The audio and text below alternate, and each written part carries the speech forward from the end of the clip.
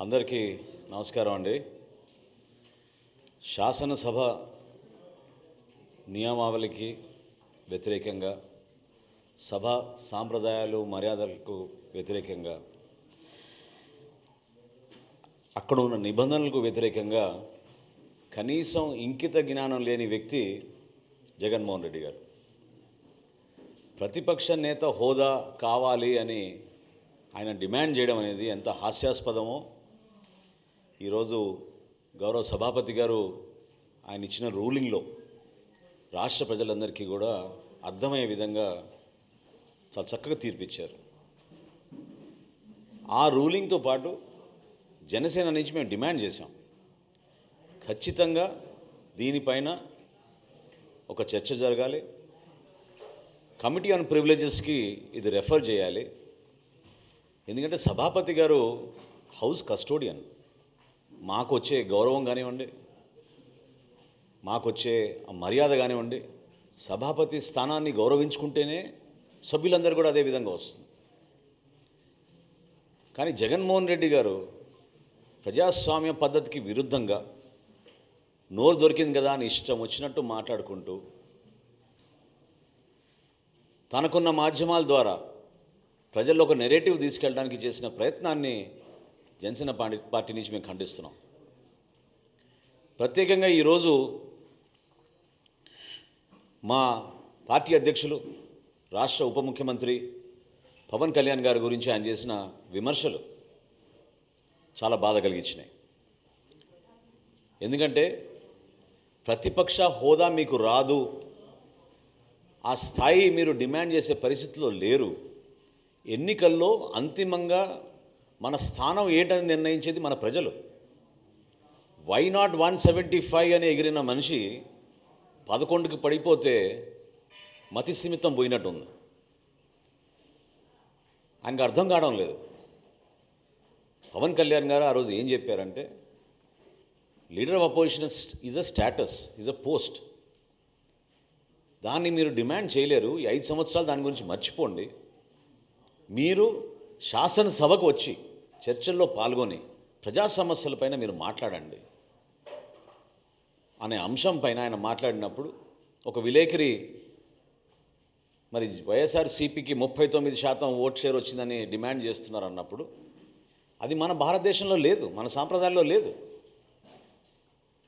అది జర్మనీ లాంటి దేశంలో ప్రపోర్షనల్ ఓట్ షేర్ ఉన్నప్పుడు వాళ్ళకి పరిపాలనలోనూ ఆ ప్రజాస్వామ్య పద్ధతిలోనూ అవకాశం ఉంటుంది. కాబట్టి నిజంగా మీరు అది కోరుకుంటే జర్మనీకి వెళ్ళి పోటీ చేయమని చెప్పారు. ఏం మాట్లాడుతున్నాడు ఆయన అసలు ఈ రోజున? అసలు బేసికల్గా వైఎస్ఆర్సీపీ గతంలోనే మేము చెప్పాం, జనసేన పార్టీ నుంచి తాడు బొంగరం లేని పార్టీ ఇది. ఈ రోజుకి వాళ్ళకి సభ్యత్వం లేదు. లైఫ్ టైం ప్రెసిడెంట్గా ఆయన తీర్మానం చేసుకున్నాడు. ఎల్లకాలం అతనే అధ్యక్షుడని ఒక సభ ఏర్పాటు చేసి వారి తల్లిని పక్క దించేసి ఇతను ప్రకటించుకున్నాడు. ఎలక్షన్ కమిషన్ ఆఫ్ ఇండియా దాన్ని ఖండించింది. అటువంటి సిస్టమే లేదు, అటువంటి ప్రొసీజరే లేదు, మీరు ఎట్లా డిసైడ్ చేసుకుంటారు మీ పార్టీ ప్రెసిడెంట్ ఎవరు? అది ఆ విధానం కాదని ఆ రోజు చురకలు వేసింది. అందుకనే అంటున్నాను నేను, ఇంకిత జ్ఞానం లేని వ్యక్తి, రూల్స్ పాటించని వ్యక్తి తన సొంత వైఎస్ఆర్సీపీ పార్టీకి సభ్యత్వం లేదు. ఈరోజు వారి పార్టీ అధ్యక్షుడు ఎవరో కూడా వాళ్ళు తేల్చుకోలేని పరిస్థితిలో వాళ్ళు జనసేన పార్టీ పైన, మా పార్టీ అధ్యక్షుడు పవన్ కళ్యాణ్ గారి పైన చేస్తున్న వ్యాఖ్యలు నిజంగా చాలా విచిత్రంగా అనిపిస్తున్నాయి. పవన్ కళ్యాణ్ గారు ఏనాడు కూడా ప్రతిపక్షంలో ఒకలా, ప్రభుత్వంలో ఒకలా వ్యవహరించే మనిషి కాదు. మీరందరూ గతంలో చూశారు కౌలు రైతులను ఏ విధంగా పవన్ కళ్యాణ్ గారు ఆదుకున్నారో. ఆత్మహత్యలు విపరీతంగా పెరిగిపోతుంటే జగన్మోహన్ రెడ్డి గారి పరిపాలనలో ఆయన స్వయంగా 5 కోట్ల రూపాయలు విరాళం ఆ రోజు ప్రకటించి రాష్ట్ర వ్యాప్తంగా మేము కౌలు రైతు భరోసా సభలు నిర్వహించి జిల్లాల్లో చివరికి నీ సొంత పులివెందుల నియోజకవర్గంలో 24 మందికి ₹1,00,000 చొప్పున పవన్ కళ్యాణ్ గారు అందించారు. నువ్వా మాట్లాడేది ఆయన గురించి? ఏనాడైనా నీ ప్రజా జీవితంలో ఒక్క రూపాయైనా నువ్వు ఇచ్చావా? ఒక దాతగా నిలబడ్డావా? ఎవరన్నా ఆదుకున్నావా? ఎన్ని వేల మందికి పవన్ కళ్యాణ్ గారు తన సొంత నిధులు అందించి కార్యక్రమాలు చేసుకుంటూ వచ్చారు. ఎందుకు అంత విపరీతమైన ఆలోచన? ఎందుకు మీరు ఈ రోజున యువత గురించి మాట్లాడుతున్నాడు ఆయన?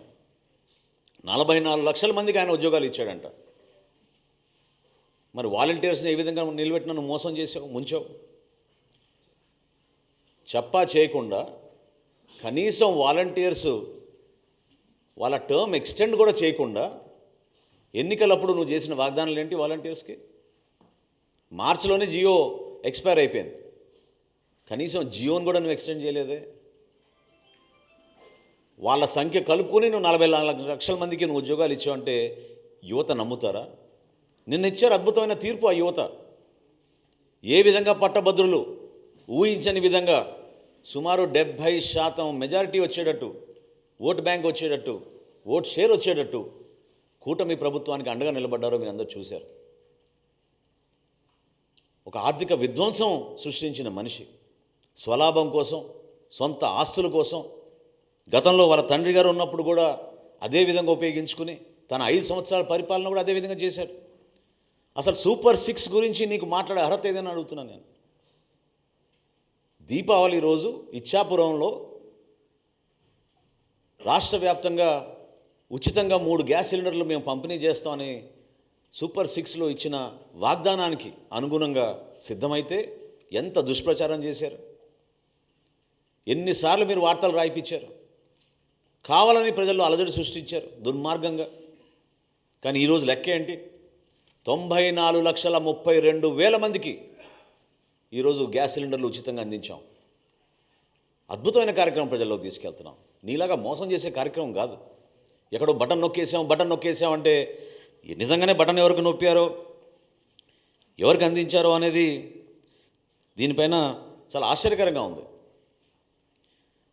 అదేవిధంగా ఈయన రైతుల గురించి మాట్లాడుతున్నాడు. ఈరోజు శాసన మండలిలో కూడా ప్రతిపక్ష నాయకులు, ఇతర సభ్యులు మాట్లాడారు. చాలా ఆశ్చర్యం కలిగించింది. విలువలతో కూడిన రాజకీయాలు చేయాలి. మీరు అనే ప్రతి మాటకి కట్టుబడి ఉండాలి.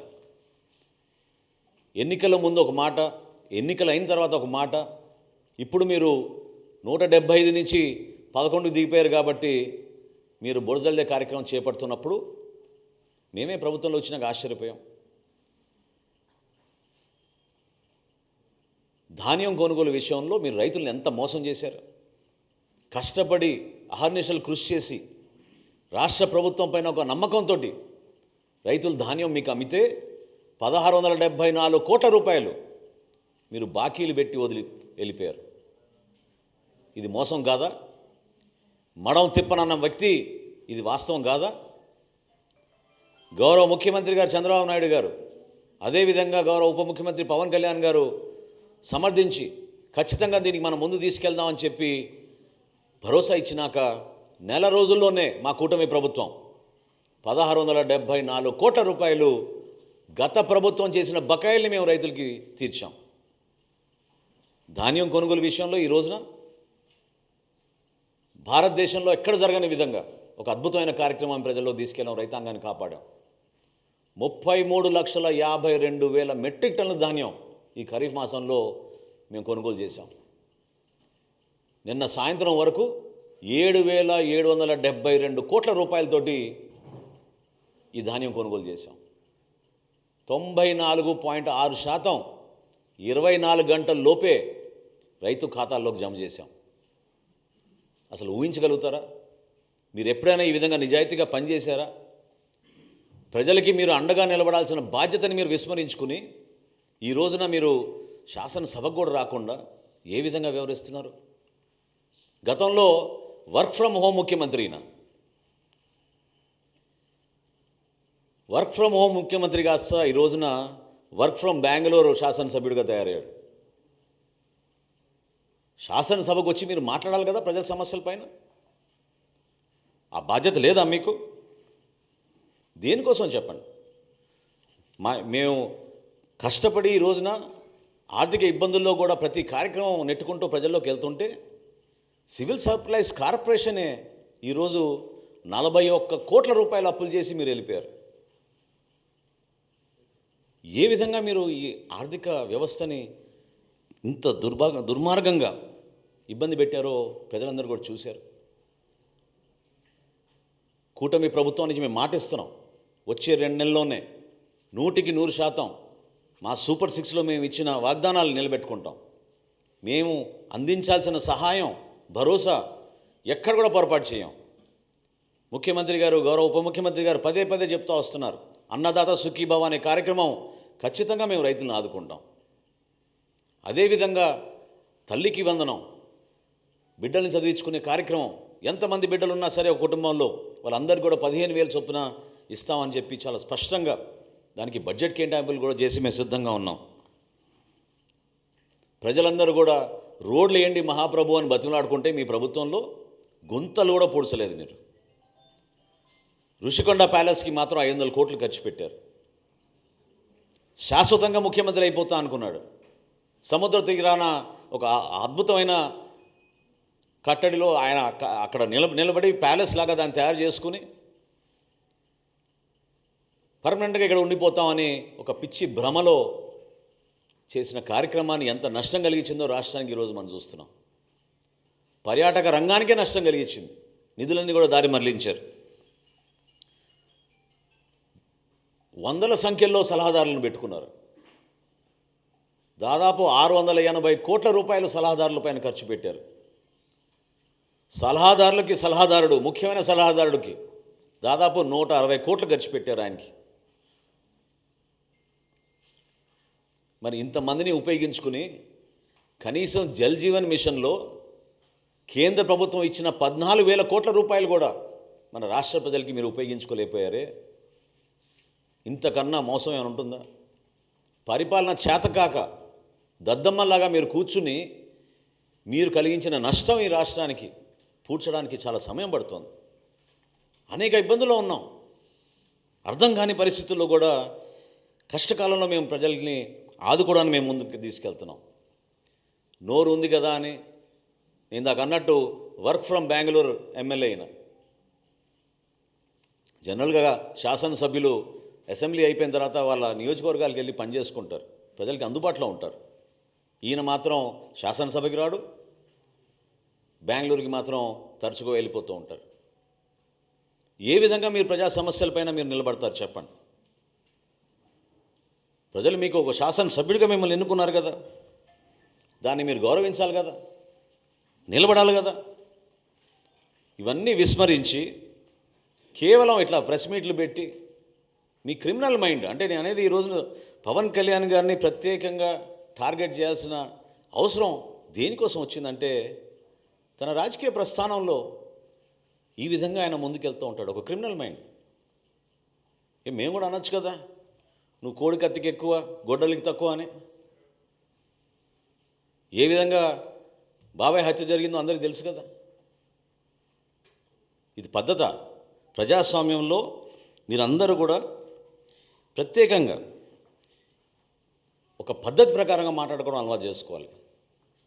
గౌరవ ముఖ్యమంత్రి గారిని, ఆయనకున్న అనుభవం, ఆయనకున్న పరిచయాలు, ఈరోజు భారతదేశంలో ఆయన కష్టపడి జాతికి అంకితం చేసిన అమరావతిని, పోలవరంని, విశాఖపట్నం స్టీల్ ప్లాంట్ని పూర్తిగా మీరు విధ్వంసం పాలు చేస్తే ఏ విధంగా కేంద్రానికి వెళ్ళి అక్కడ ఉన్న భారతీయ జనతా పార్టీ నాయకుల్ని, నరేంద్ర మోడీ గారిని, ఇతర నాయకుల్ని, ఆయన పవన్ కళ్యాణ్ గారు కలిసి రాష్ట్రాన్ని నిధులు తీసుకొస్తున్నారు.